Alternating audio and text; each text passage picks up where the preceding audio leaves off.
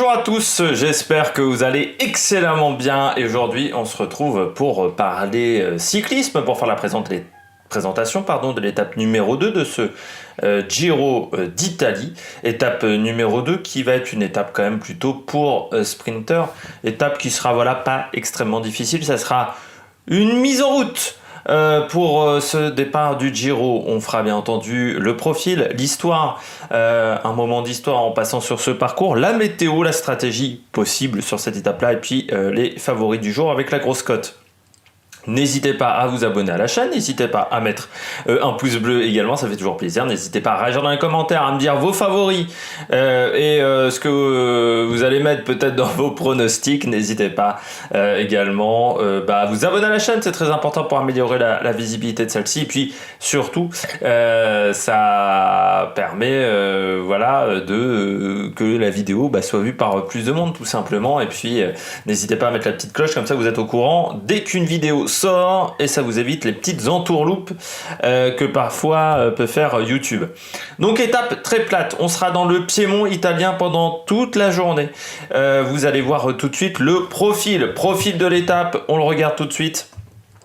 Hop, avec petit profil, la petite carte faite par la Flamme Rouge, on part de Stupinigi pour arriver à Novara. Première partie d'étape, on descendra au sud jusqu'à Carmagnola au kilomètre 39 et puis ensuite on va plutôt aller dans une direction nord-est pour la fin d'étape qui sera donc du côté de Novara. Dans cette journée, donc comme vous le voyez, extrêmement plate, c'est l'une des journées les plus plates de ce Giro. Ce sera vraiment un parcours assez facile. On aura une côte de 4e catégorie qui pourrait peut-être intéresser certains baroudeurs pour prendre le classement de la montagne, ce fameux maillot bleu. Ça sera à Montechiaro d'Asti, 1 km 700 à 5 km 6 de moyenne. Vous voyez, c'est dans cette portion de milieu d'étape où ça sera un petit peu vallonné jusqu'à Morizango. Cette côte, on la voit tout de suite, c'est vraiment pas très difficile. Montechiaro d'Asti, voilà, donc le passage le plus difficile, c'est entre 600 mètres de montée et 800 mètres de montée avec un passage à 8,9% de moyenne. Et puis après 8,7% et ça redevient beaucoup plus facile sur les 300 derniers mètres, donc c'est vraiment à la portée de n'importe quel coureur de ce Giro d'Italie. On aura ensuite deux sprints intermédiaires qui seront assez proches de l'arrivée, 178 km seulement d'étape.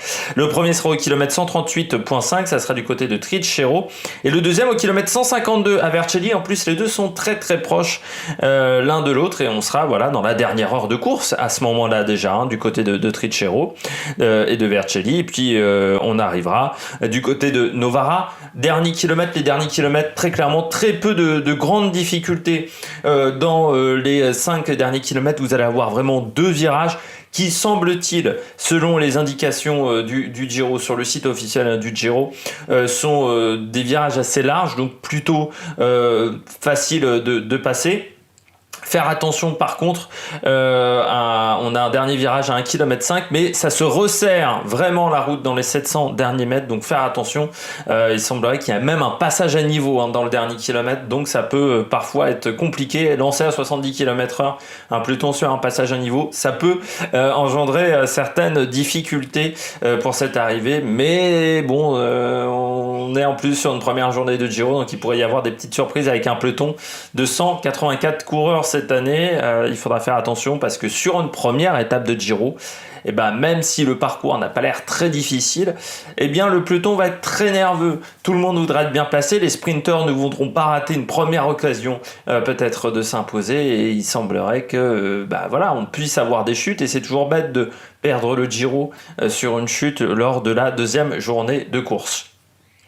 On va passer à l'histoire sur l'étape, et on va passer, comme vous l'avez vu, du côté de Vercelli. C'est au niveau du kilomètre 152, c'est le deuxième sprint intermédiaire, et à Vercelli en 92, on avait eu une arrivée, et cette année-là, c'était Mario Cipollini qui s'était imposé. Je ne pensais pas très clairement que Mario Cipollini avait commencé sa carrière aussitôt. Et Cipollini cette année-là avait même remporté le maillot cyclamen, c'est-à-dire qu'il avait fini un grand tour. Savoir que Cipollini faisait partie des coureurs un petit peu comme Yann Kirsipou également à la fin des années 90, début des années 2000, qui avait tendance à faire parfois 3 grands tours dans l'année, mais en fait à s'arrêter au bout d'une semaine de course, parce qu'à l'époque les grands tours avaient souvent une première semaine très plate, sur le Tour de France notamment. Et ensuite, au bout de 10 jours de course, on commençait vraiment les premières étapes de montagne en milieu de deuxième semaine.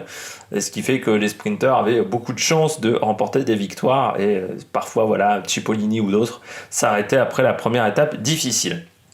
Donc c'est étonnant d'avoir un Cipollini qui a remporté le maillot cyclamen. Vous pouvez même le voir sur la miniature, il le porte ce jour-là.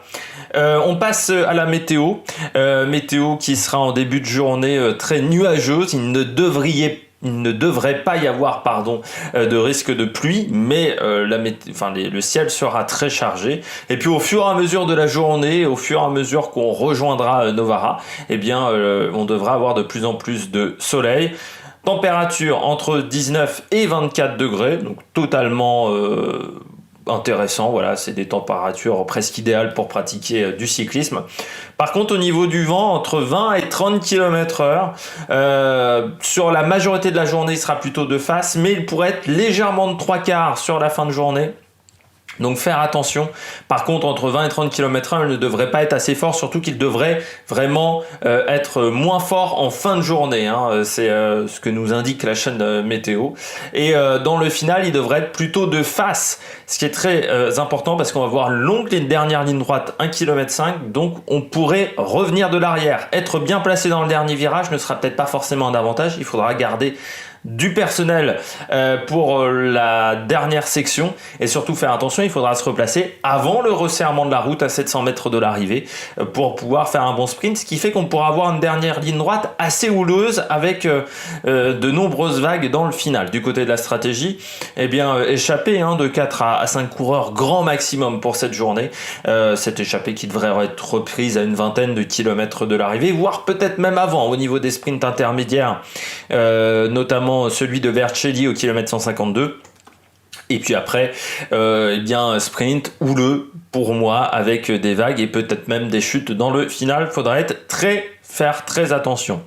Du côté des favoris, moi je mets Peter Sagan. Pourquoi Peter Sagan? Parce que je trouve que son sprint sur le Tour de Romandie lors de l'étape, alors je ne sais plus si c'était l'étape numéro 2, l'étape 1 ou l'étape 2, je ne sais plus, où il part à 350 mètres de l'arrivée, vent de face, et il s'impose alors que c'est totalement ce qu'il ne fallait pas faire.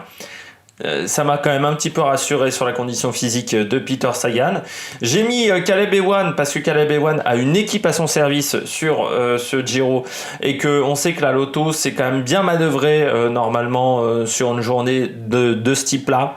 Donc ça pourrait être intéressant pour Caleb Ewan, même si on l'a quand même peu vu, je trouve, depuis le début de saison. J'ai mis Fernando Gaviria. Pourquoi Gaviria? Parce que dans les sprints houleux où vous avez un peloton qui remonte d'un côté ou de l'autre, et bien souvent il s'en sort très très bien parce qu'il est très très doué sur son vélo, bien entendu dû à sa formation sur la piste. Et puis je mets en dernier Patrick Bevin parce que le jour il a quand même fait un bon Tour de Romandie, Patrick Bevin, donc il faudra se méfier du coureur d'Israël Startup Nation, surtout que j'ai l'impression que cette année, il s'est plutôt concentré sur le sprint et qu'il aura quand même une équipe un peu autour de lui, alors pas totalement, parce qu'on a aussi mis par exemple Alexandro De Marchi, je pense, pour aider Dan Martin, mais il faudra se méfier du côté de Patrick Bevin sur cette journée.